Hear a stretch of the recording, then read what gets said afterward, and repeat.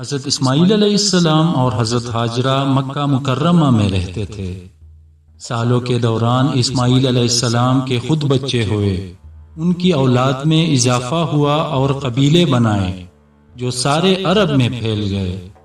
ان میں سے ایک قبیلہ قریش کہلاتا تھا۔ اس کے لوگ کبھی مکہ سے دور نہیں ہوئے اور ہمیشہ خانہ کعبہ کے قریب رہتے تھے۔ قریش کے سردار کے فرائض میں سے ایک یہ تھا کہ وہ کعبہ کی زیارت پر آنے والوں کی دیکھ بھال کرے۔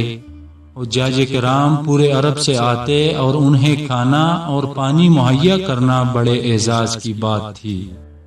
تاہم جیسے جیسے وقت گزرتا گیا، عربوں نے براہ راست اللہ تعالیٰ کی عبادت کرنا چھوڑ دیا اور اپنے ساتھ مختلف ممالک سے بتوں کو واپس لانا شروع کر دیا۔ یہ بت خانہ کعبہ میں رکھے گئے تھے، جسے اب اللہ تعالیٰ کا حرم نہیں سمجھا جاتا تھا، جیسا کہ ابراہیم علیہ السلام نے اس کا ارادہ کیا تھا۔ تاہم عربوں میں اس کا احترام کیا جاتا تھا۔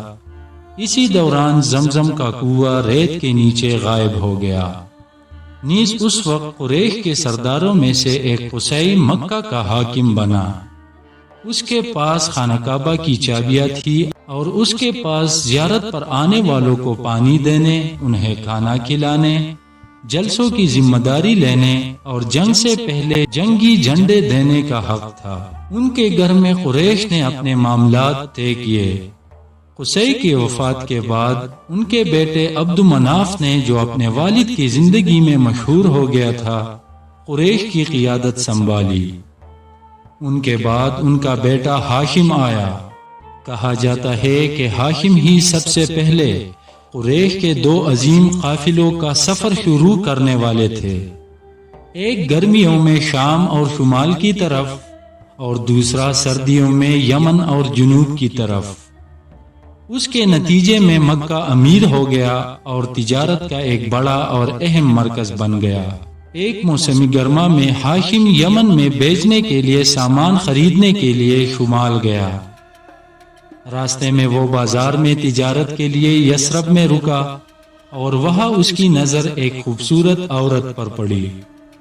وہ سلمہ تھی، جو عمرو بن زید کی بیٹی تھی، جو کہ ایک معزز گھرانے سے تھی۔ ہاشم نے اسے شادی کی پیشکش کی اور اسے قبول کر لیا گیا، کیونکہ وہ ایک معزز آدمی تھا۔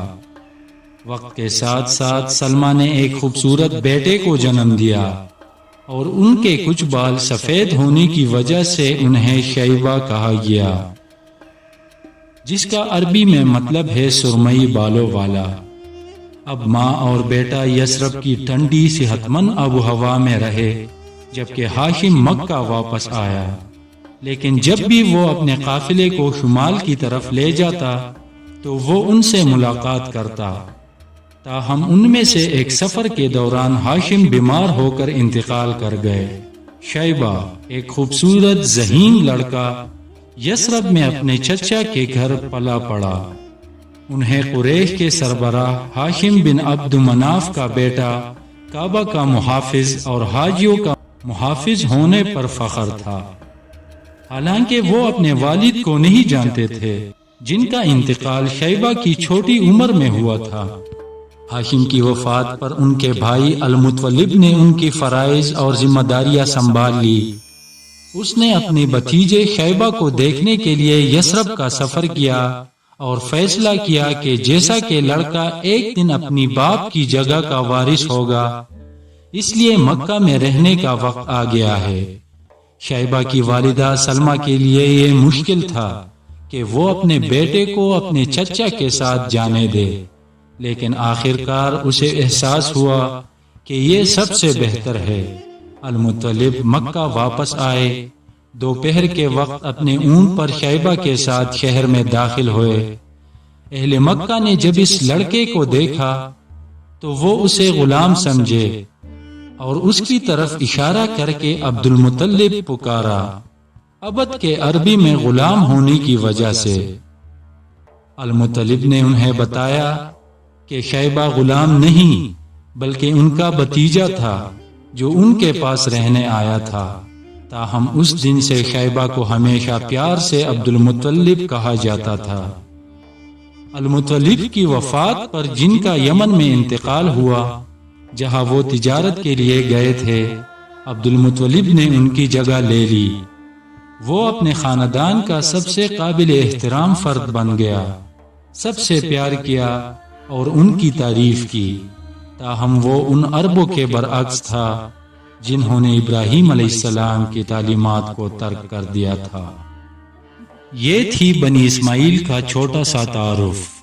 اس کے بعد ہم زمزم کے وعدے کا ذکر کریں گے اور ہاتھیوں کا خانہ کعبہ پر حملے کا بھی ذکر کریں گے، اور بعد میں ہم رسول اللہ صلی اللہ علیہ وسلم کی ولادت کا ذکر کریں گے۔